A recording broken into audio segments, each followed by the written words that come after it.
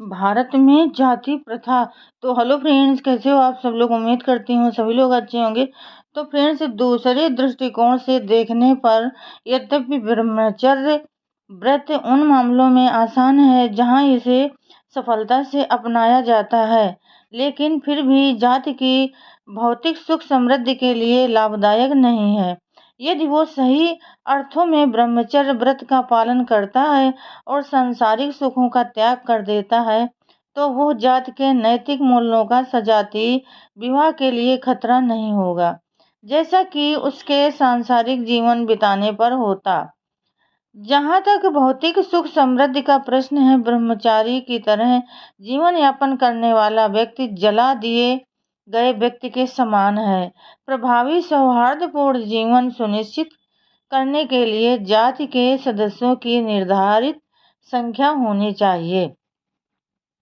विधुरों पर ब्रह्मचर्य थोपना सैद्धांतिक और व्यवहारिक दोनों दृष्टियों से विफल रहता है। यह जाति के हित में है कि वह गृहस्थ रहे। समस्या केवल ये है कि उसे जाति में से ही पत्नी सुलभ कराई जाए। शुरू में इसमें कठिनाई होती है क्योंकि जातियों में स्त्री और पुरुष का अनुपात एक एक का है। इस तरह किसी के दोबारा विवाह की गुंजाइश नहीं होती, क्योंकि जब जातियों की परिधियां बनी होती हैं तो विवाह योग्य पुरुषों और स्त्रियों की संख्या पूरी तरह संतुलित होती है। इन परिस्थितियों में विधुर को जाति में रखने के लिए उसका पुनर्विवाह उन बालिकाओं से किया जाता है जो अभी विवाह योग्य न हो। विधुरों के लिए ये यथासंभव उपाय है। इस प्रकार वह जाति में बना रहेगा। इस प्रकार उनके जाति से बाहर निकलने और उनकी संख्या में कमी को रोका जा सकेगा और सजातीय विवाह वाले समाज में नैतिकता भी बनी रहेगी। ये स्पष्ट है कि ऐसे 4 तरीके हैं जिन्हें अपनाने से स्त्री पुरुषों में संख्या का अनुपात बनाए रखा जा सकता है। नंबर 1, स्त्री को उसके मृत पति के साथ सती कर दिया जाए। नंबर 2, उसे आजीवन विधवा रखा जाए, जो जलाने से कुछ कम पीड़ादायक है। नंबर 3, विधुरों को ब्रह्मचर्य व्रत का पालन करने को बाध्य किया जाए। और नंबर 4, विधुर का ऐसी लड़की से विवाह कर दिया जाए जिसकी आयु अभी विवाह योग्य न हो। हालांकि मेरे उपरोक्त विचार के अनुसार विधवा को जलाना और विधुर पर ब्रह्मचर्य व्रत थोपना सजातीय विवाह को बनाए रखने के लिए समूह के प्रयत्नों के प्रति संदेहास्पद सेवा होगी। लेकिन जब साधनों को शक्ति के रूप में स्वतंत्र किया जाता है अथवा उन्हें गतिमान कर दिया जाता है तो वे लक्ष्य बनते हैं। तब फिर ये साधन कौन सा लक्ष्य प्राप्त करते हैं? वे सजातीय विवाह की व्यवस्था को जारी रखते हैं, जबकि विभिन्न परिभाषाओं के हमारे विश्लेषण के अनुसार सजातीय विवाह और जाति एक ही बात है। अतः इन साधनों का अस्तित्व और जाति समरूप है तथा जाति में इन पर साधनों का समावेश है। मेरे विचार में जाति व्यवस्था में यह जाति की सामान्य क्रियाविधि है।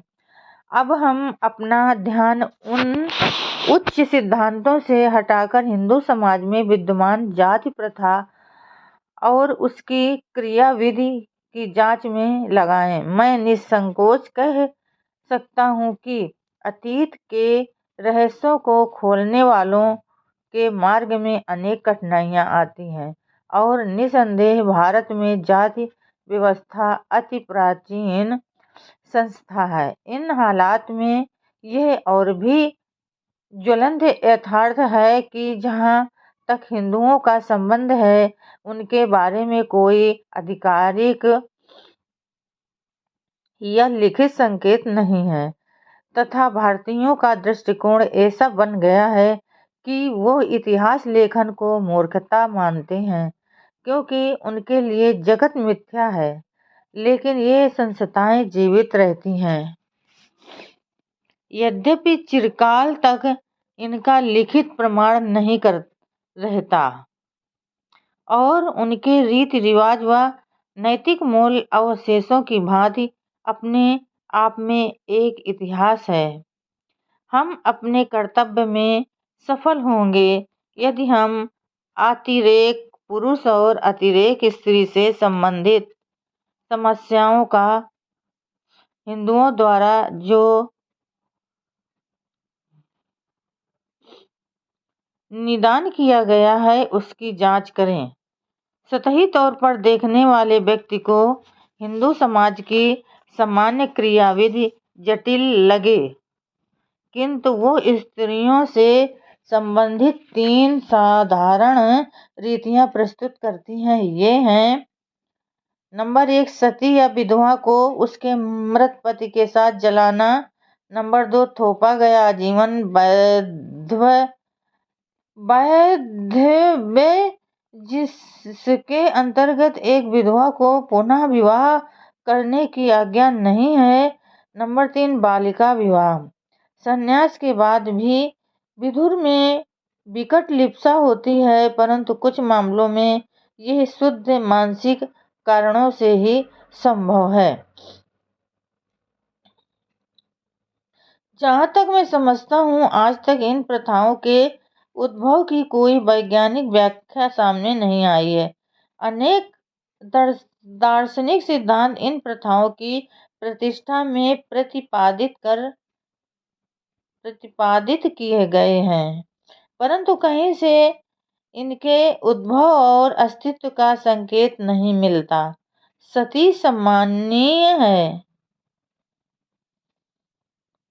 A.K. Kumaraswamy, Sati A defence of the eastern women in the sociological review, volume VI 1913, क्योंकि यह पति पत्नी के बीच शरीर और आत्मा की संपूर्ण एकात्मकता और शमशान से परे तक समर्पण को दर्शाती है, क्योंकि इसमें पतित्व को साकार रूप दिया गया है, जैसा कि उमा ने अच्छी तरह उस समय स्पष्ट किया है जब उन्होंने कहा था, हे महेश्वर, अपने पतिदेव के लिए नारी समर्पण ही उसका सम्मान है, यही उसका शाश्वत